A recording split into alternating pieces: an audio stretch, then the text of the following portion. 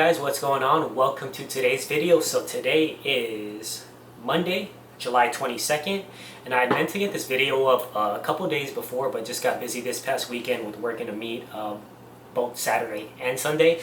But the video, or the topic for this video that I wanted to go over was kind of in relation to this past week of training that I had. It was a heavier week of training, my week 4, so right before the restart of the block and building back up again. And yeah, hit some pretty heavy lifts, and like I really had to find myself like getting in the zone, or what people like to call locked in. Some people also call it flow state, which can be used for a variety of tasks, not only lifting. It can be used for like schoolwork, could be used for work in general, cleaning the house, just getting in that zone where it's just you and the task at hand. But yeah, just wanted to kind of briefly touch on this topic because I feel like it is an important topic as far as mentality for powerlifting purposes, especially for meets. But also when you're going in on, and it's like your week 3, week 4, you know, you're hitting some heavier weights on your primary days, it will help you out on those days a lot. I even put up a questionnaire on my story about like how other people get locked in or get in the zone. So I'll put some of those up here right now. And it might seem like it's almost funny, but these things actually help those people get in the zone. And if that's what helps you get in the zone, then I mean, more power to you. But yeah, I just wanted to kind of like organize everything and show you guys how a lot of these things, and then some of the things that I do, can kind of help other people in a greater kind of like organized section, and my thoughts on what it takes to be locked in, and like what it is, and like how to stay in it. So yeah, just if you want to get locked in for any of your lifts, or just get locked into a task at hand, just stay and watch the video. But okay, so getting locked in. Some people also call it, like I mentioned before, flow state. I think that's probably the most common term. And then, why do you want to be in this state of mind? It really does help to increase focus. So when you're in there, it literally is just you and the task at hand. It reduces your anxiety because you're not thinking about anything else but exactly like what's on your plate and what's in front of you. It also reduces the fear to perform too. So especially when it comes to performing in competition time, a lot of people do have a fear of competing, or just high anxiety related to competition or performing in front of a lot of people. Everyone's eyes are looking at you. It's just you on that platform. So kind of getting into that locked in state of mind will help to reduce that fear and anxiety of that. All right, so first thing that you need to get locked in, I guess, in order to get into that flow state, of course, you're going to need practice.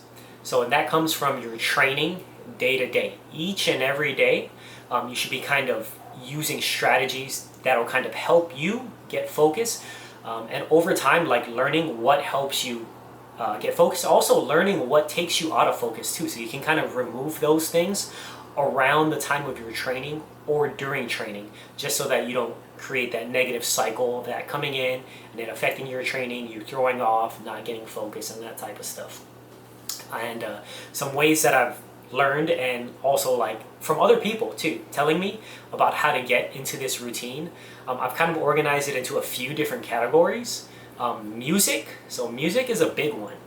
Especially for me, back in the day, I would say maybe like a couple years ago, every time I would compete leading into a competition, I would listen to music and create a specific playlist for that upcoming meet on what I felt like helped me kind of, I guess, get locked in during my training sessions too, that I would play during the meet time too. So throughout that entire prep, I'd make a playlist, however long it took, and then I'd listen to that song or listen to that playlist. And of course, you have songs that you prefer that I'd listen to for my heavier lifts, and that I'd keep on repeat on meet day.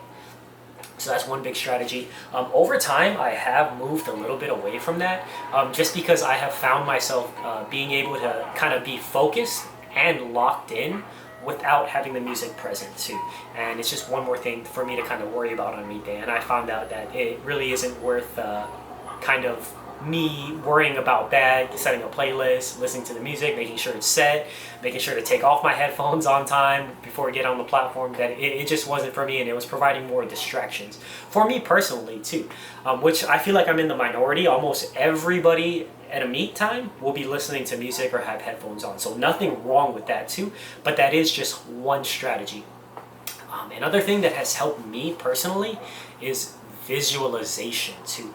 So like me just sitting down, of course this could be like as you're warming up, or like you physically not doing the movement, but you just thinking about yourself performing the movement. So for squats, going all the way down to depth, coming up, thinking about what you're gonna do on the re-rack, just visualizing you turning to the screen, seeing those 3 white lights.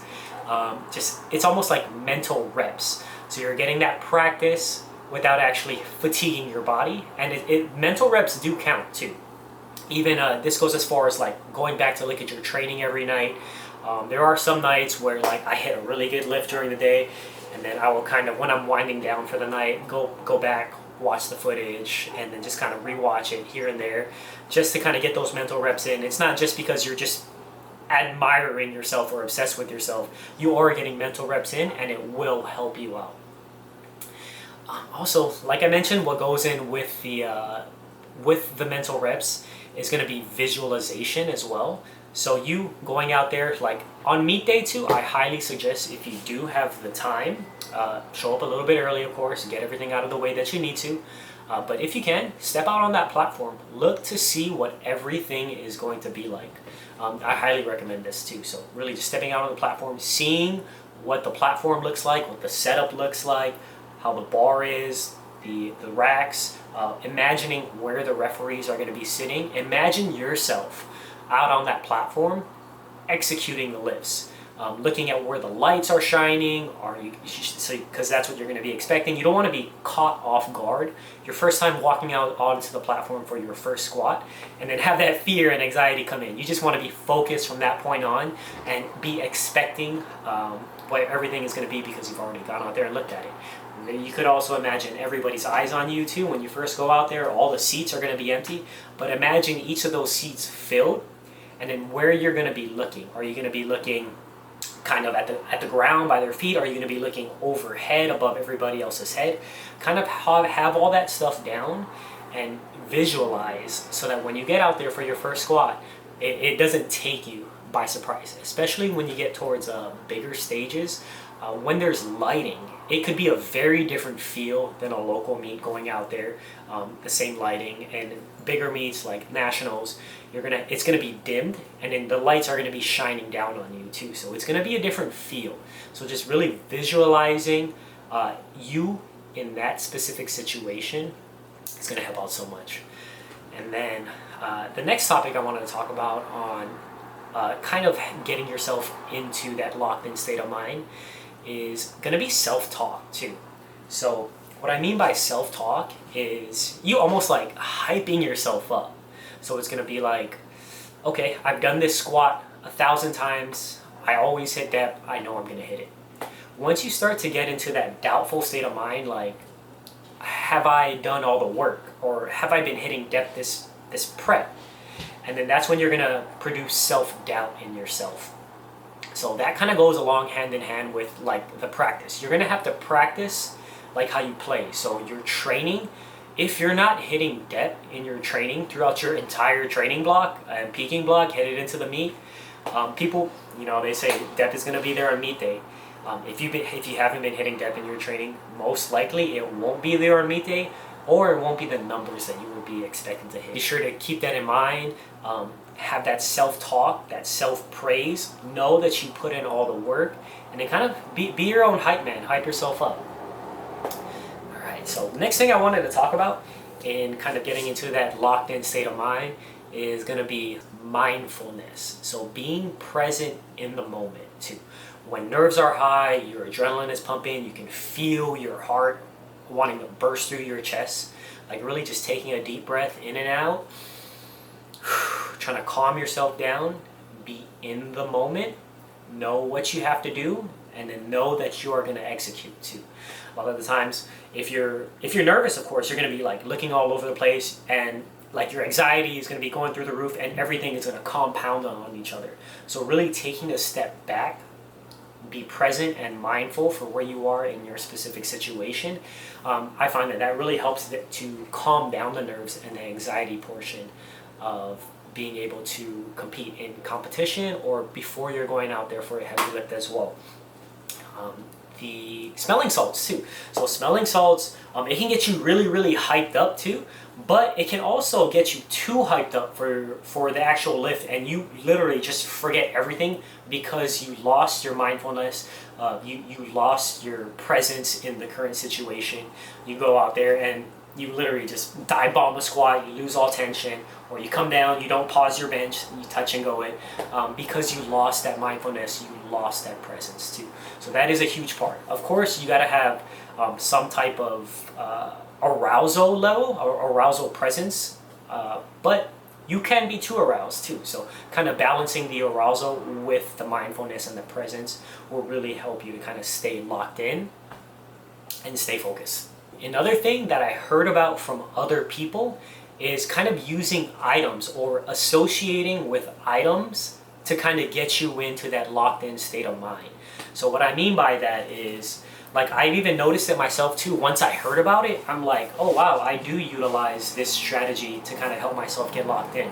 So for me personally, once I start putting on chalk for my squats, start putting on chalk for my bench, because I only do that for the heavier weights too. I notice that is really when I lock in. I'm like, okay, I'm putting the chalk on, now I really gotta focus. Another thing or another strategy that I do use is going to be a mouthpiece too. So when I put the mouthpiece on, I know it's no longer I'm not playing games anymore.